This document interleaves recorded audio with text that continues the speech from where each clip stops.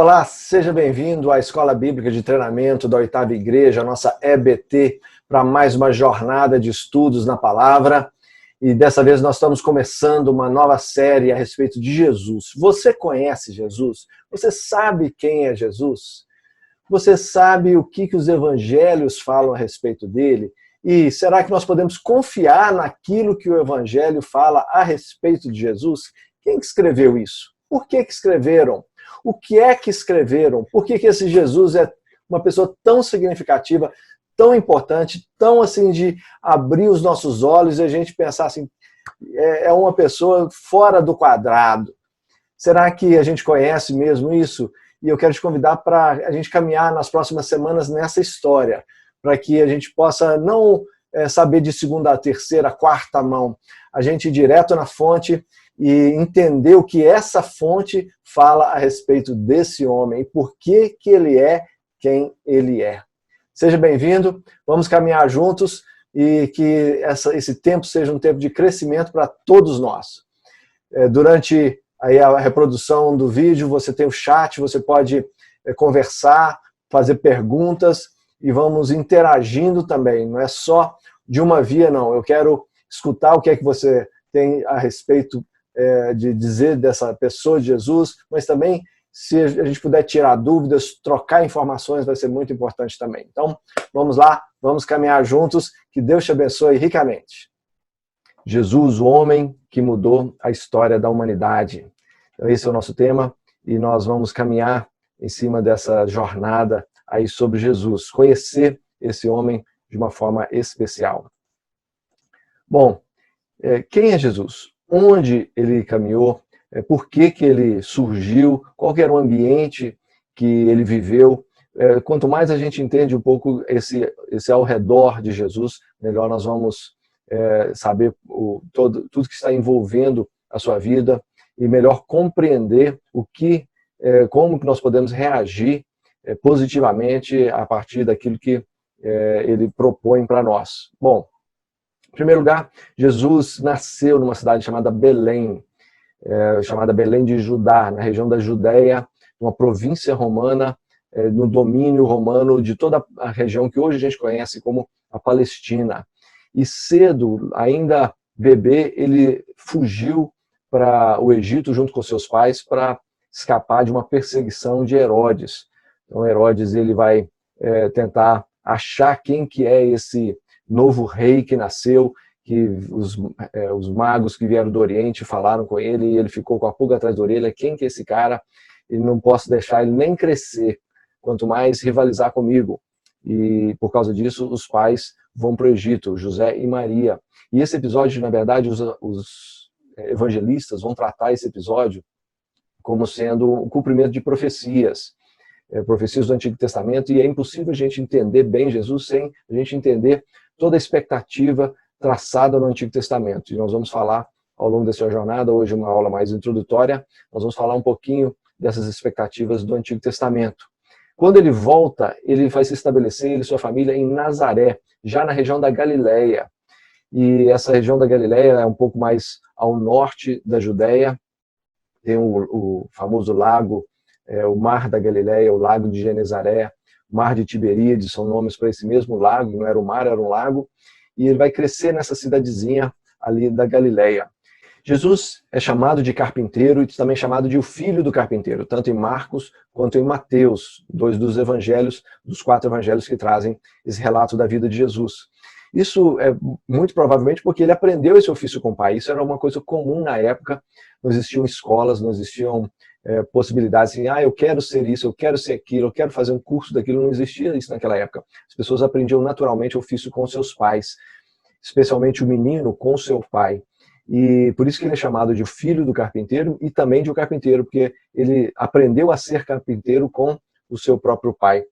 E depois, exatamente depois ali dos 12 anos, quando ele volta o ministério dele aos 30 anos, que é esse período que os evangelhos não falam nada da vida dele, é muito provavelmente quando José sai de cena, provavelmente falecido, porque a expectativa de vida, especialmente dos homens naquela época, não era grande.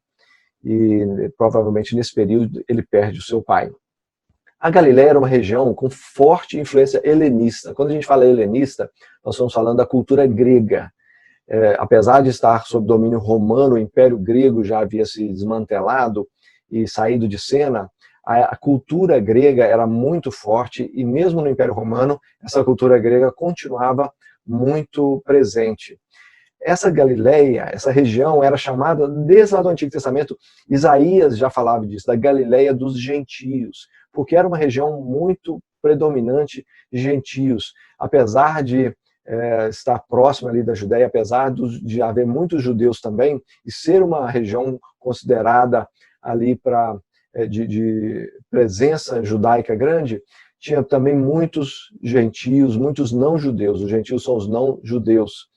E Jesus cresce nessa pequena cidade. Nazaré era uma pequena cidade cercada de grandes cidades, cidades mais importantes do que ela, onde havia um fluxo enorme de pessoas nesse entorno desse lago, que era um centro comercial muito forte. Aqui a gente tem um pouquinho dessa ideia aqui de como é que está situada. Aqui nós temos o que hoje a gente conhece como Israel, aqui a região da Judéia, Samaria a gente vê, que é também uma região muito citada na Bíblia, está ao norte dessa região da Judéia, e a gente vê aqui a Galileia. A Galileia porque ela está perto, em torno desse mar aqui, o chamado Mar da Galileia, que na verdade era um lago, mas era um lago muito grande, para a região especialmente. A gente tem aqui o chamado Mar Morto, que também é um lago já de água salgada, mas aqui não, era um mar de água doce, que tinha muitos peixes, e por causa disso uma questão econômica muito forte em volta. Mas a gente pode também ver, aqui mais de pertinho, várias dessas cidades. Então a gente tem Cafarnaum. Cafarnaum é uma cidade aqui, que vai ser importante. A gente vê várias coisas acontecendo em Cafarnaum, Betsaida, a região de Gadara, são lugares onde Jesus vai caminhar, o Caná, onde o primeiro milagre de Jesus, o primeiro sinal é feito. Então esse início da caminhada de Jesus é feito nessa região da Galileia. E a gente vai perceber várias dessas cidades sendo citadas. Então essa é a região onde Jesus vai crescer. Quando ele começa o seu ministério, na verdade ele começa logo depois de um anúncio. E esse anúncio é feito por João Batista, ou João o Batista. Muita gente pensa que Batista era o sobrenome dele, tem gente hoje que tem o sobrenome Batista, mas na verdade é João o Batista, ou João o Batizador, João aquele que batizava. E qual que é o contexto da chegada de João Batista? Depois de 400 anos, quando se encerra ali o período do registro de Malaquias do Antigo Testamento, passam-se 400 anos sem aparecer um profeta desses profetas que a nação toda para escutar e que vem com uma voz autoritativa de Deus para o seu momento. Muita coisa aconteceu nessa época, mas a gente não tem um registro de uma voz profética. E João Batista aparece com cara de profeta, com voz de profeta, com jeito de profeta, e chamando o povo ao arrependimento. Arrependam-se, pois o reino de Deus está próximo. Esse está próximo está ligado à questão de estar ao alcance da mão, estar perto de nós, está chegando. Hoje, quando a gente escuta essa frase, o reino de Deus, arrepende-se que o reino de Deus chegou, está chegando, a gente tem uma ideia muito espiritualizada desse reino de Deus. A gente pensa nos céus, a gente pensa em ir para o céu, a gente pensa nesse tipo de coisa. Mas para o judeu, esse anúncio estava querendo dizer, olha, o rei chegou, ou o rei está vindo, o rei está chegando. E esse rei vem para restaurar todas as coisas. Eles não pensavam num reino espiritual, eles pensavam num reino terreno. E João Batista, ele vai trabalhar essa ideia, olha, vocês estão achando que vocês podem viver de qualquer jeito? Consertem as vidas de vocês, porque o rei está chegando. E aí eles perguntam, é você aquele que a gente está esperando? Você é o Messias? E ele diz, não, não sou eu. Vem um aí que é muito maior do que eu, que é incomparavelmente maior. A frase dele é muito interessante, diz assim, eu não sou digno nem de desatar sandálias, tirar sandálias dos seus pés, ou seja, um trabalho de um escravo quando o seu senhor chega em casa. Nem isso eu sou digno de fazer, eu não sou digno nem de ser escravo dele. E aí Jesus começa também nesse mesmo tom, arrependo-se, pois é chegado o reino dos céus. E aí Jesus vai começar o ministério dele. E assim, num voo bem rasante, esse ministério, ele começa de uma forma lenta. Quando é lento, é assim, sem muito alarde, sem grandes pompas, sem ele ir lá para os grandes centros para falar. Ele começa nas pequenas cidades, nos vilarejos da Galileia, uma região que não era muito importante, o centro ali do Estado de Israel, nem do Estado, mas da região, era Jerusalém, e ele começa longe de Jerusalém.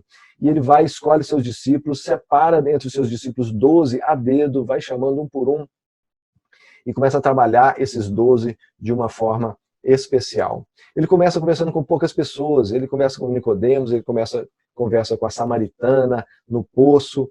Ele não se mostra para as grandes autoridades no início. Só que os milagres dele começam a aumentar, as multidões começam a ir atrás dele, e os sinais, porque a gente tem a questão dos milagres, mas muitos desses milagres eram sinais, e várias questões do seu ensino apontavam para aquilo que ele era. E os fariseus começam a ficar incomodados, essas autoridades religiosas começam a ficar incomodados. Eles percebem que o domínio deles da religião ali começa a ser colocado em xeque, da nação começa a ser colocado em xeque, e eles começam a planejar matar Jesus. E aí Jesus tem uma longa jornada, não é a primeira vez que ele vai para Jerusalém, mas essa é a última jornada dele para Jerusalém, onde está o centro da religião, onde está o templo chamado Templo de Herodes, e nesse templo ele vai confrontar de uma vez por todas os fariseus, e aí os fariseus vão se aliar ali aos romanos e vão acusá-lo de ser alguém que se faz como Deus, e acusá-lo de sedição, de rebeldia contra o Império Romano, que era a pior coisa que poderia ser acusada para uma pessoa, porque os romanos eles esmagavam os rebeldes. E aí o que acontece aos olhos humanos daqueles que estavam seguindo e tendo expectativa de Jesus, uma tragédia. Ele é morto na cruz. Ele é pregado numa cruz, uma morte que para ser exemplar, porque ela é pública, é uma execução pública, para que os romanos possam mostrar o que eles fazem com aqueles que se rebelam contra o império. Só que acontece alguma coisa logo depois, no terceiro dia, que vai mudar toda essa história. E é sobre essa jornada que nós vamos caminhar nesse tempo. E quero te convidar a mergulhar comigo nessa jornada, que é muito impactante para a vida da gente e abre os nossos olhos para muita coisa. Quando a gente fala sobre Jesus, a gente tem que entender um pouquinho sobre essa questão da historicidade. E eu queria trabalhar o tema hoje um pouco focado nisso, nessa questão da historicidade de Jesus. Será que nós podemos confiar no que está escrito nos evangelhos? Será que esses evangelhos são dignos mesmo de aceitação da gente falar assim, não, realmente o que está escrito lá é o que está valendo? Algumas teorias surgem de gente que vai questionar os evangelhos. Primeiro, eles falam que não, tudo isso é um mito de Jesus que foi sendo construído com o tempo. Isso aí não foi escrito por aquelas pessoas que participaram daquilo. Isso que foram coisas que foram acrescentadas, e aquele famoso telefone sem fio, cada pessoa que conta a história aumenta um conto, e isso aí vai criar esse Jesus que nós conhecemos hoje. Outra teoria, meio que teoria da conspiração, é que os evangelhos foram adulterados pela igreja ao longo do tempo, e eles foram inserindo as coisas que eles queriam que as pessoas acreditassem sobre Jesus. E aí essas teorias da conspiração ainda crescem mais e falam assim, de que outros evangelhos, que não são esses 4, mostram Jesus bem diferente daqueles daquele que Jesus aparece nesses 4 evangelhos, e por causa disso eles foram escondidos pela igreja, mas depois eles foram descobertos. A gente vai entender um pouquinho dessas teorias e por que a gente pode sim confiar nesses 4 evangelhos. Há um chamado trilema do C.S. Lewis. C.S. Lewis foi um autor do século passado que marcou a história do cristianismo, e ele tem escrito livros fantásticos, e ele fala de um trilema que diz o seguinte, olha, Jesus, você tem que, ao ler sobre Jesus e ao ver o que ele falou, você tem 3 possibilidades aí. Ou você considera ele um louco, porque as coisas que ele dizia, lembra lá do Henri Cristo? Então, as coisas que ele dizia era mais ou menos o que o Henri Cristo fala hoje de si mesmo, e a gente considera o Henri Cristo louco. Então, se a gente for levar dessa forma com Jesus, talvez alguns vão considerar ele um cara louco. Eu e o Pai somos um, antes que Abraão fosse, eu sou, coisas muito doidas. Ou um grande mentiroso. O que ele falava, ele enganava as pessoas, ele fazia mágicas, ele ludibriava as pessoas para as pessoas acharem que ele estava fazendo milagres. Era um grande enganador, na verdade. Ou ele é louco, ou ele é um mentiroso enganador, ou ele é realmente quem ele falou que ele era, o Senhor de todas as coisas, o Criador, o dono do universo, é Deus feito pessoa. Então, C.S. Lewis provoca os seus leitores dizendo assim, ó, você tem que escolher onde você está. Não tem como você sair dessa. Tem uma quarta opção que alguns vão tentar trabalhar a partir dessa ideia do C.S. Lewis, que é a questão da lenda, do mito.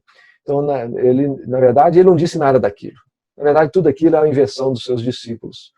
Então, nós vamos trabalhar um pouquinho em cima dessas possibilidades e para tentar chegar a uma conclusão. Será que a gente pode realmente confiar naquilo que os evangelhos escrevem a respeito de Jesus?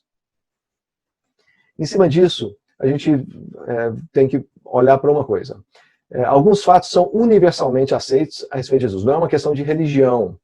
Isso é testado em fontes cristãs, fontes judaicas, não cristãs, e fontes greco-romanas, ou seja, fontes de filósofos, de pensadores, de escritores daquela época, historiadores romanos daquela época.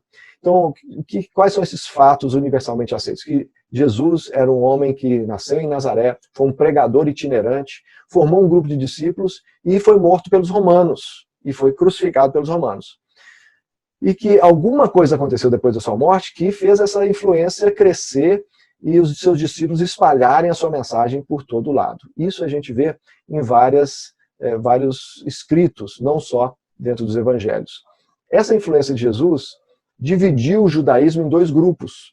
Isso é um marco dentro do judaísmo. A gente pensa hoje o judaísmo é uma coisa desconectada do cristianismo, mas na verdade era tudo uma coisa só.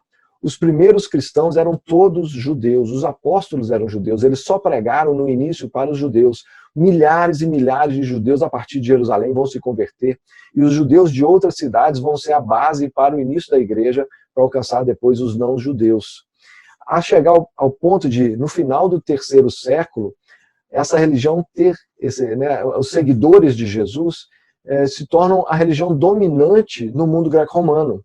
Fala-se em 7 milhões de cristãos debaixo aí dessa perseguição forte, ou seja, não foi um tempo, nesses 3 primeiros séculos, onde os romanos, o Império Romano, ajudou os cristãos a crescerem. Muito pelo contrário, a perseguição era intensa, matava-se cristãos assim no balde, na praça pública, nos coliseus, no coletivo. E mesmo assim a gente tem no final desse 3º século cerca de 7 milhões de cristãos aí dentro desse mundo greco-romano. E quando a gente pensa nessa natureza da significância histórica de Jesus, a gente olha para 3 características de pessoas que cunharam a história, que mudaram, né, que influenciaram muito a história. Primeiro, gente que moldou a história, que por causa dessa pessoa a história mudou de alguma forma. Então vou dar um exemplo aqui de do outro oposto, que é Hitler, por exemplo. Ele era um cara perverso, ele era um cara que as suas ideias eram terríveis, mas ele muda a história da humanidade. Por causa do nazismo, a história da humanidade no século XX, ela muda completamente. Jesus é uma pessoa que tem o antes e o depois de Cristo, literalmente até nos nossos calendários. Tem grandes pensadores, você vai ter enormes pensadores aí, Sêneca, lá de trás, né, Pitágoras, Aristóteles, e por aí vai. Mas, quando a gente olha para Jesus, o que Jesus ensinou é algo que também cunhou toda a história da humanidade, especialmente no mundo ocidental, o mundo influenciado pelo cristianismo. Ele era um grande pensador e ele falou coisas que ninguém tinha falado da forma que ele falou antes.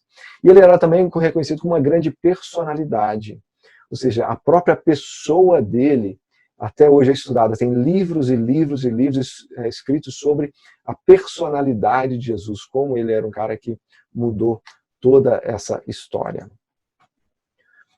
Quando a gente pensa na história redentiva de Jesus, a coisa caminha mais ainda, porque a influência dele vai exceder essas 3 razões. Essas 3 razões vão ajudar a gente a cunhar esse Jesus e entender esse Jesus que a humanidade como um todo olha para ele, mas quando a gente vê os seus seguidores olhando para ele, há algo muito mais. Porque aí vai começar a ser defendido que não só ele foi um grande pensador, não só ele mudou a história, não só ele foi uma grande personalidade, mas que ele ainda está vivo. Ele ressuscitou e triunfou, venceu a morte. Esse é o discurso dos evangelhos, é o discurso carregado por todos os seguidores de Jesus. Ele é o sustentador, é o criador de todas as coisas. A gente vai ver os discípulos escrevendo isso. E ele é o juiz de todo o universo, ele é o rei e ele reina sobre todas as coisas. Então a sua conduta e as suas declarações vão apontar para essa divindade. Isso está ligado à historicidade de Jesus também. Então esse é o Jesus que é apresentado por esses evangelhos. E quais são as fontes? De onde que a gente tira isso? Será que são só esses 4 evangelhos? Ou será que tem mais coisas escritas? Tem gente que acha que não, é só os evangelhos que falam sobre Jesus.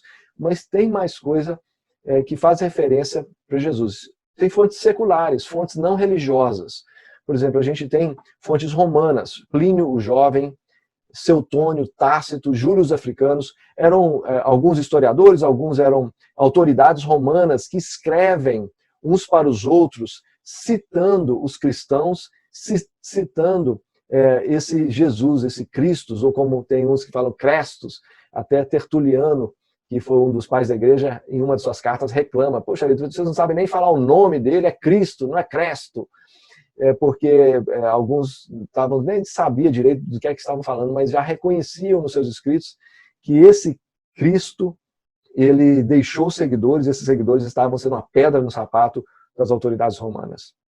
Tem também as fontes judaicas. Então, há escritos rabínicos que vão falar de Jesus como sendo um nazareno que praticou mágica, bruxaria, e que, por causa disso, ele desviou muitos israelitas do seu caminho. Então, eles vão citar esse Jesus dessa forma. E Flávio Josefo vai ser um historiador romano, na verdade, mas de origem judaica. Ele foi um judeu que se, vamos dizer, bandeou para o lado dos romanos, sendo bem assim, superficial, vamos dizer, e ele vai escrever dizendo que sim, ele vai citar os seguidores de Jesus, dizendo que Jesus foi um sábio que fez muitas obras, tinha seguidores e que foi crucificado a mando de Pôncio Pilatos. Isso tudo, fontes que não tem nada a ver com a religião. E nós temos os 4 evangelhos.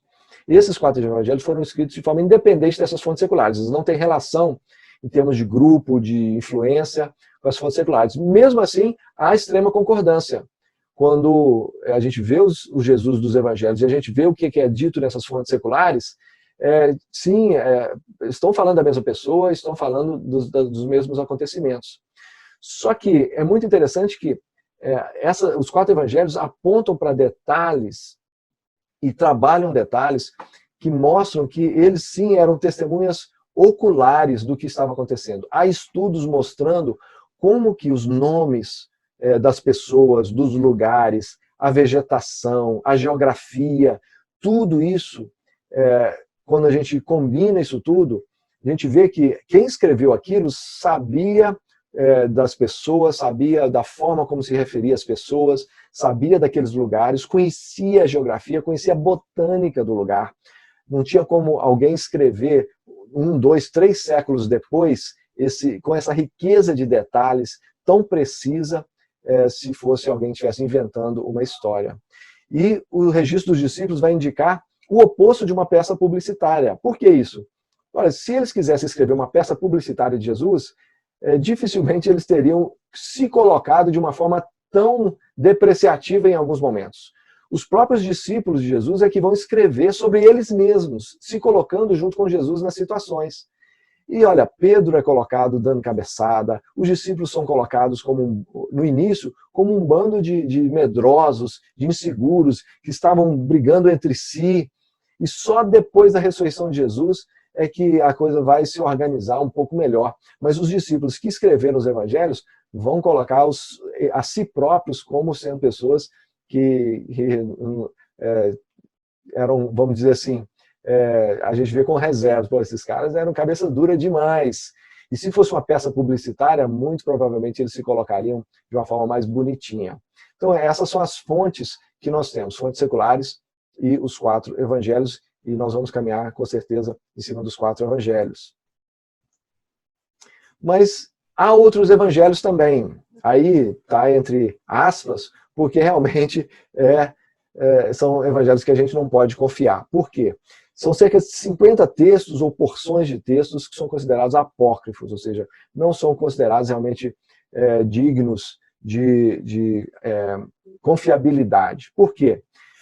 A autoria deles é duvidosa. Então, são pessoas que escreveram muito tempo depois, pessoas que escreveram coisas que não batem mesmo com o que a gente conhece da história de Jesus. A historiografia deles tinha uma coisa muito interessante. Os discípulos dos discípulos, a gente não tem só os evangelhos, a gente tem, depois dos discípulos de Jesus, os seus próprios discípulos escrevendo a respeito daquilo que eles aprenderam a partir de João, a partir de Pedro, e por aí vai. E esses discípulos dos discípulos vão citar as cartas de Paulo, de Pedro, de João, vão citar os evangelhos, e esses considerados apócrifos não são citados por eles. Por quê? Porque não existiam naquela época, são escritos posteriores. E por que são escritos posteriores? Eles vão falar de uma forma diferente, de uma época diferente dos 4 evangelhos. Então não há confiabilidade nenhuma daquilo que eles dizem. Eles vão falar de um Jesus de uma forma completamente descontextualizada. Alguns deles são falas de Jesus, que são, esses sim, parecem muito mais com essas propagandas religiosas. Não tem história nenhuma, não tem contextualização nenhuma.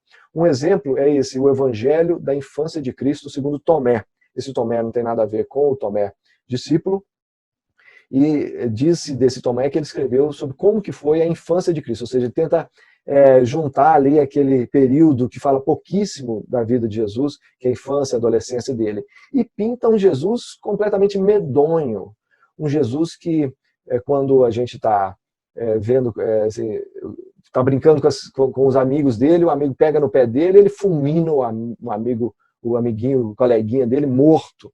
Então, esse tipo de coisa que tem nada a ver com Jesus, com o caráter de Jesus, daquilo que está nos evangelhos. E foi escrito bem depois. Ninguém acredita, nem não religiosos acreditam que aquilo foi escrito na época dos outros evangelhos. E percebe-se muito a influência de outras correntes filosóficas. O gnosticismo, que era uma coisa que foi crescendo ali naquela época depois de Jesus, misticismo, docetismo. Docetismo era uma corrente que sustentava que Jesus não era humano, Jesus era uma aparição, Jesus era como se fosse meio fantasmagórico. Então, por causa disso, ele não morreu na cruz, porque ele nem corpo tinha. Então, a gente vai ver essas influências gnósticas, docéticas nesses evangelhos, e por causa disso a gente percebe que, na verdade, esses outros evangelhos são propagandas religiosas e não relatos fidedignos da vida de Jesus.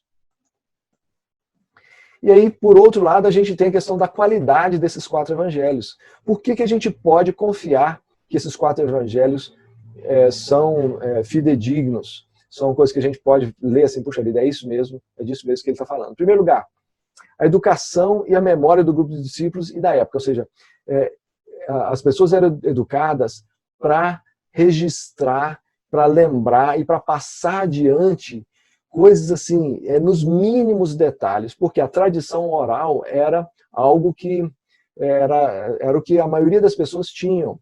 Então, para que não houvesse o famoso telefone sem fio, as pessoas tinham que decorar, os discípulos dos rabinos, e Jesus foi um rabino, tinham que decorar ipsis literis as histórias para que eles pudessem passar adiante. E só o seu discípulo seguinte só poderia passar as histórias adiante depois que ele provasse que sabia tudo ipsis literis. Então essa era a tradição da escola da época. Mais do que isso, os evangelhos sinóticos, quando a gente fala sinóticos, a gente está falando de Mateus, Marcos e Lucas. João, ele tem uma outra ótica, sinótica é sobre a mesma ótica. E esses 3 evangelhos, eles vão se alinhar em 90% dos relatos, especialmente o ensino de Jesus. Ou seja, pessoas que escreveram, Mateus escreveu, Lucas escreveu e Marcos escreveu, os 3 escreveram em momentos diferentes, mais ou menos na mesma época, mas em momentos diferentes, em lugares diferentes, e eles vão alinhar em 90% dos seus relatos. As diferenças são mínimas e são naturais de quem está escrevendo de um ponto de vista um pouco diferente.